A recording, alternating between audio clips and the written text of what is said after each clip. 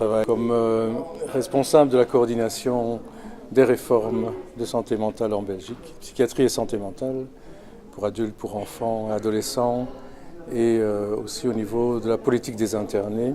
Ça fait 9 ans maintenant que nous travaillons à cette nouvelle vision de la santé mentale communautaire, à savoir de tout doucement considérer que le travail au plus proche du lieu de vie de la personne est une plus-value. En tout cas, cette nouvelle vision, je dirais, des soins en santé mentale est le résultat d'un consensus entre les autorités fédérales, des régions et des communautés de notre pays.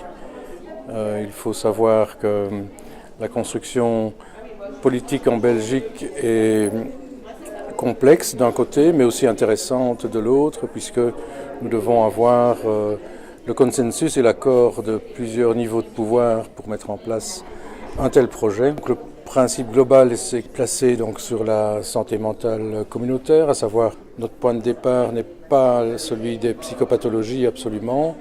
Notre point de départ est les publics cibles, enfants, ados, adultes et demain les seniors, personnes âgées.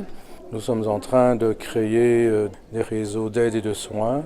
Ça veut dire que sur un territoire donné, l'ensemble des ressources de ce territoire doit pouvoir donner une réponse adaptée à toute demande, quelle qu'elle soit. Nous avons utilisé un article de loi qui nous permet de transformer une partie de l'offre résidentielle en une offre communautaire, et c'est par un gel de lit.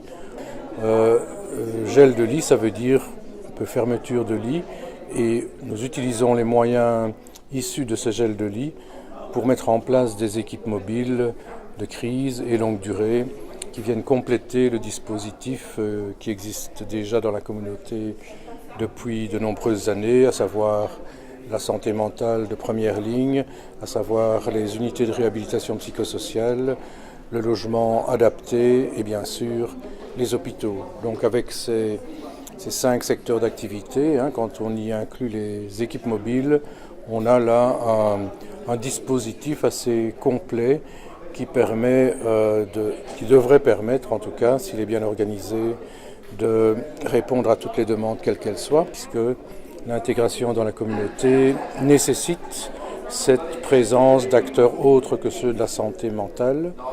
Le travail de liaison avec la première ligne des médecins généralistes est aussi important, et nous travaillons et nous essayons d'avoir cette complémentarité du travail et ce soutien à la première ligne par les équipes spécialisées. Alors comme je disais ce matin, la participation, l'implication des usagers et de familles est pour nous un élément vraiment très très important.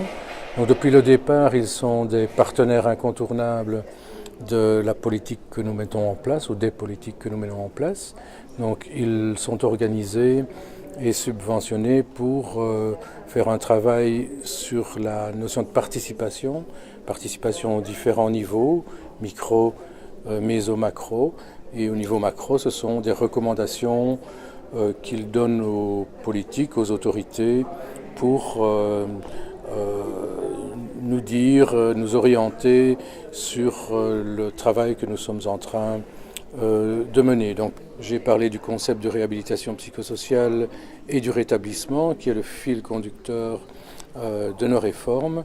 J'ajouterai aussi la notion de formation, usagers et familles étant aussi impliqués dans ces programmes de formation pour les suivre, mais aussi pour donner des formations, notamment à la question de la participation et de leur place dans ces nouveaux dispositifs.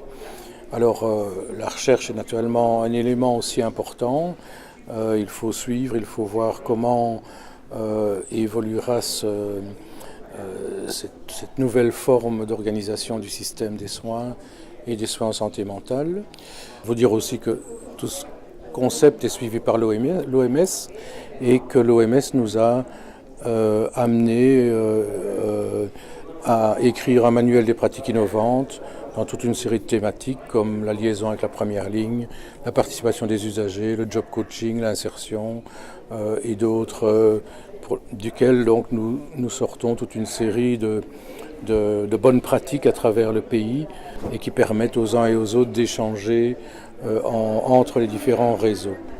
La même politique a été mise en place par la suite en 2015 au niveau des enfants et des adolescents.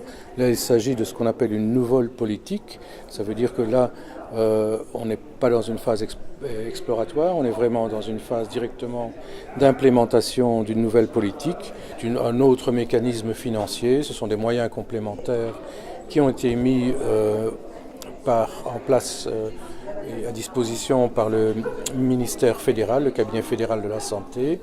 Et nous allons certainement, en tout cas on a terminé les premiers écrits d'une nouvelle politique pour les personnes âgées, les seniors. Donc voilà un petit peu où nous en sommes. C'est passionnant et c'est un plaisir de venir échanger avec vous aujourd'hui.